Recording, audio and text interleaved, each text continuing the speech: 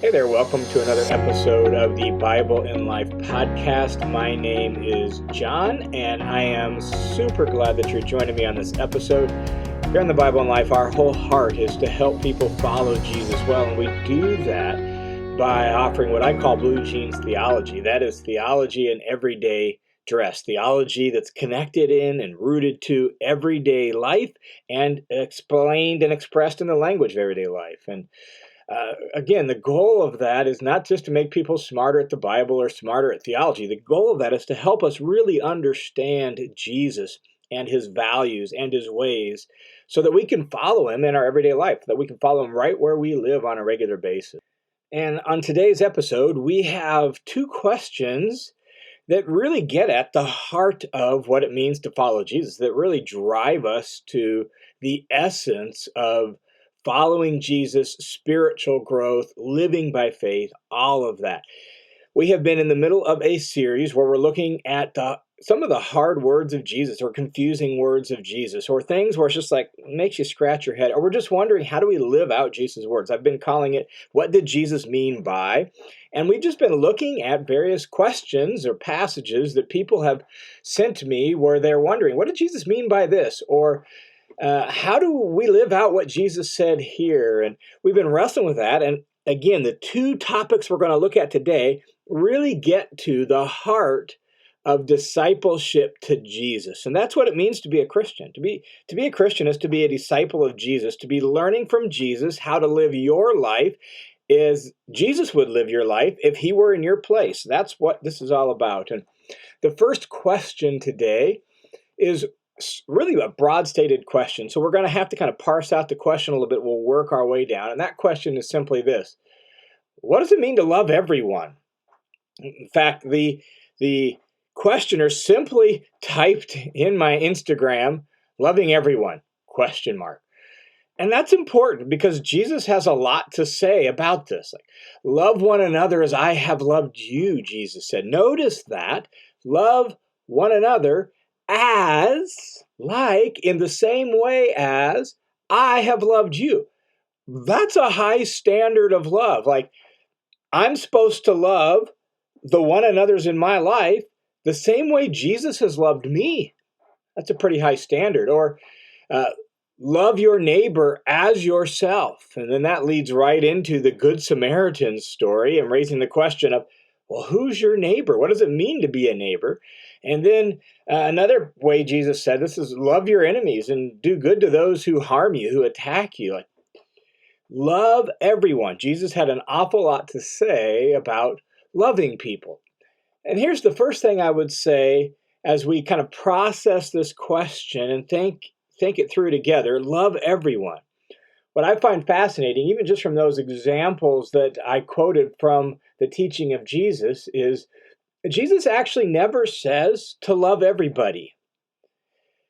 Jesus is far more particular and far more specific than that. Love one another as I have loved you. Love your neighbor as yourself. Love your enemies and do good to those who harm you. Notice how specific and particular those are. One another. That's the people that you have relationships with. Your neighbor is literally those who are close to you, those who you encounter, those who you come into contact with. Your enemy. And he clarifies that by saying, those who harm you. So they're not just generic enemies out there. They're people who are actively in your life who attack you, who hurt you, who harm you, who are opposed to you, who are against you. So Jesus actually never says love everyone in general. What Jesus teaches us is to love these people in particular. And by these people, he means the people in your life, the people that you interact with, the people who live on the same street as you, or the people that live right around you, the people you encounter at the bank, at the grocery store, at the gas station. Your neighbor is, in the teaching of Jesus there in the story of the Good Samaritan, is anybody who you have an opportunity to help out, care for, and love. Like, you actually have a particular experience where you could engage with them. You could help them out. They have a need that you could meet.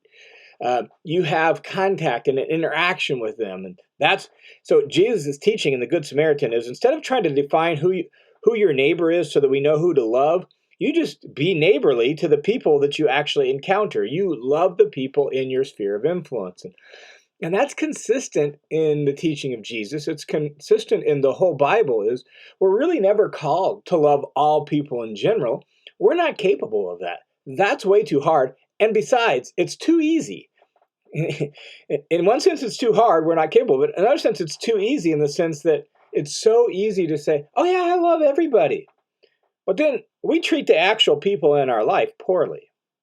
And so Jesus calls us to love the people in our life in particular. So that's the first thing we need to say. When we talk about loving everyone, let's narrow that down to, let's love the people that we have contact with on a daily basis in concrete, tangible, active ways. If they're opposed to us and harm us, let's be actively kind to them like Jesus teaches.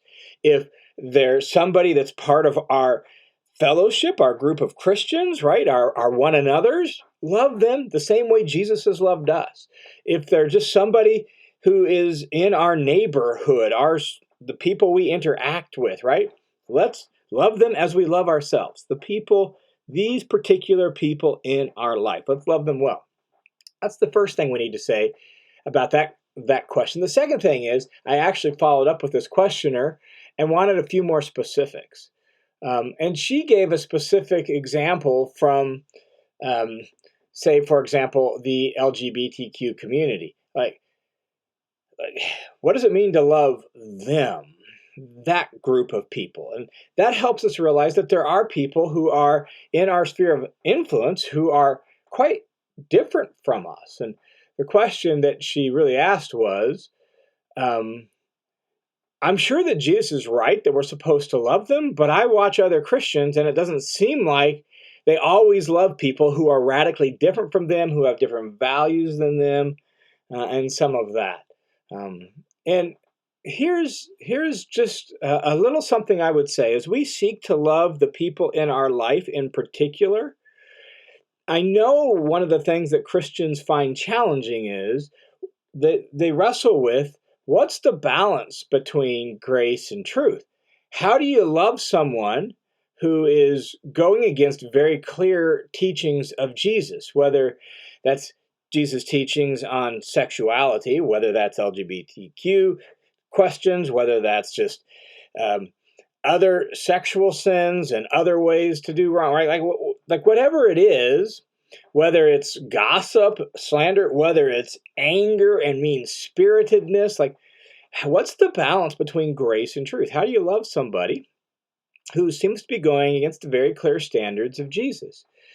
And on this particular question, especially the specific question this questioner raised, I would recommend a book by my good friend Preston Sprinkle. It's called People to be Loved, and it's really wrestling with what the New Testament teaches concerning the LGBTQ community and what the Bible teaches about homosexual practice and what that book, People to be Loved. I'll put a link to it down below. But what I really, really appreciate is the spirit and the tone of grace and kindness, while at the same time seeking the truth of Jesus' teaching on the subject. That balance, grace and truth, that's got to be the balance that we wrestle with and we adhere to. And what I really appreciate, this emphasis over and over and over again in Preston's work, in Preston's life, is this, that Preston models and Preston explicitly teaches, lead with love. Lead with love. Instead of leading with truth, leading with, I think you're wrong and you need to change your way of life, lead with love, lead with grace. That doesn't mean we ignore the truth. It doesn't mean we pretend that right and wrong don't matter, or there's not a right and wrong on the subject, or Jesus didn't say anything, his apostles didn't say anything important about the subject. It means we recognize there's a truth on this, but we lead with love. And Preston emphasizes that because we actually see that in the ministry of Jesus. Like, Jesus leads with love, engages people out of a heart of love and in a spirit of love, while leading them into the truth. And so love comes first. Lead with love. But at the same time, Preston would emphasize that we serve no one if we ignore reality. And truth is trying to grasp reality. Reality is what we run into when we're wrong. And reality is just what it is. You could believe all you want that you have a full tank of gas in your car, but if your tank is empty, your car's not going anywhere. That's what happens when we ignore reality. We run into it, and all of a sudden things don't work right. And so we don't serve anyone if we ignore reality. And so we lead with love, and because of love, we want to serve and help and process and wrestle with and point people to the truth about reality. And so, as we seek to love the particular people that God brings our way and the people that are in our sphere of influence and the people that we interact on a regular basis, these particular people, we lead with love and we point towards and we engage in discussions that help people grasp reality and live in sync with reality more and more fully. And of course, all of that's done in a spirit of kindness, grace, truth, because we genuinely care about people and we love the people that the Lord brings our way. All right, that's the first question. The second question has to do with a particular passage in the Gospel of Mark, Mark chapter 12, verses 41 through 44. And in that text, there is a widow who, as Jesus is observing people giving their offering in the temple in Jerusalem, this poor, poverty-stricken widow comes in. She gives a very, very small offering, and yet Jesus commends her. And the question that has been asked is this: is Jesus saying that a person should give away everything he has? Or is there another lesson here? I'm sure the warning in the verses before have to do with it, since he talked about widows there, and the verses after about the temple somehow relate to it. But what's he saying? What's his point with regard to the widow? And the widow is the one who gave largely everything she had, and it was a very small amount. So what's his point? And as the question noted, we got to pay attention to the original context. Whenever we're studying a passage of Scripture, the original context is critical. We've got to hear the text in its original context. That context includes two parts: the literary context and the setting and the culture. And so in this case, the literary context is how it connects with the paragraphs before and after. And in a narrative text like a gospel, that means asking, well, why did the author choose to put this little snapshot at this point in the story? So in this case, I think the preceding verses are most important. There, Jesus warns those listening to him to beware of the scribes. The scribes were legal experts. That is, they were experts in the Old Testament law. And he says to beware of these experts in the Old Testament law because of their pride, their desire for honor, and their own self-exaltation. That's what Jesus says in the preceding verses just before this episode with the widow. That proud spirit leads them, Jesus says, to devour widows' houses. Widows and orphans were among the most vulnerable people in the ancient world, and the Old Testament is full of instructions on caring for them, including that God would be their defender. He would defend them against those who would exploit them. And we're not sure exactly in what way they're devouring widows' homes, but Jesus is accusing them of taking advantage of poor, vulnerable widows. That's what's going on in the preceding context.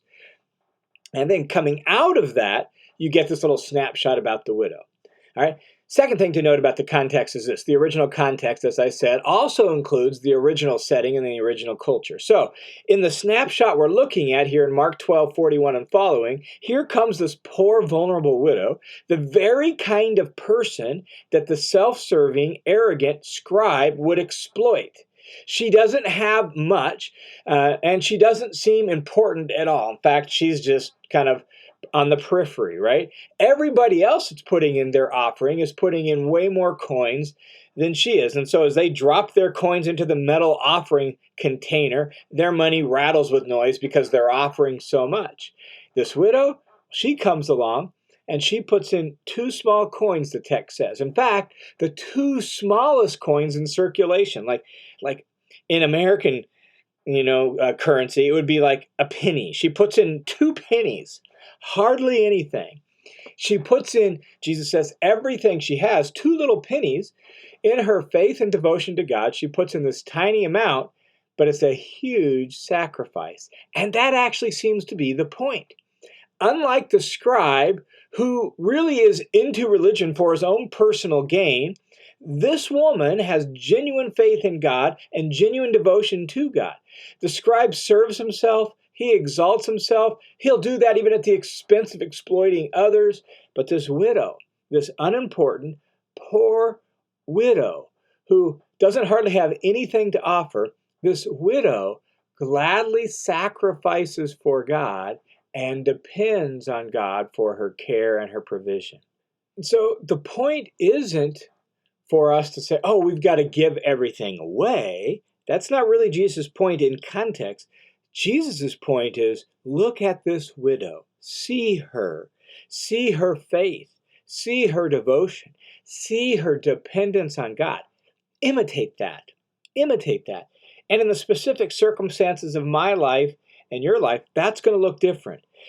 Not only that, avoid the self-exaltation, self-serving use of religion that the scribe embodies. So don't be like the scribe who's self-serving, self-exalting, and who uses religion not really to magnify God and depend on God, but to kind of advantage himself. Instead, look at this poor widow. The scribe, he's got more power. He knows more scripture. He seems so important, but he's not a positive example for Jesus. This widow, this unimportant poor widow, she actually has more faith in God and depends on God more than he does. Imitate her. Be like her. And that seems to be the point. When you look at these 2 questions, they really remind us of the 2 greatest commandments. Love God with everything you have, like the widow did. Love and trust God with your whole being, like the widow did. Love God and love your neighbor as yourself. Jesus said those are the 2 greatest commandments. And that's the heart of who we're supposed to be as followers of Jesus. People who love God and depend on him with everything we have, and who love those people that are near to us and that are in our sphere of influence, the way the Lord has loved us, with the same sort of care we would give to ourselves. Love God and love your neighbor. And ultimately, all discipleship to Jesus should lead to those 2 things. And if it doesn't, then we're doing discipleship wrong. All right, thanks for tuning into this episode of the Bible and Life podcast. And thank you to all the ministry partners who make this ministry possible. This month, I'm particularly thankful for a few new donors and new ministry partners that have joined the team. So I'm thankful to Susan, I'm thankful to Sam, I'm thankful to Steve and Michelle for your generosity and your support. Literally, this ministry could not happen without the generosity of monthly donors like you. And so to you and to all the ministry partners that make this ministry go, thanks a ton. If you want to become a ministry partner and help the Bible and Life ministry, the listener's commentary, core training for Christian online courses, and all of that go, you can do so by going to worldfamilymissions.org, and you can find my profile there, and you can give through that portal right there. I'll put a link to it down in the notes below. Hey, thanks again for tuning into this episode. God bless you guys. I look forward to talking to you again next week.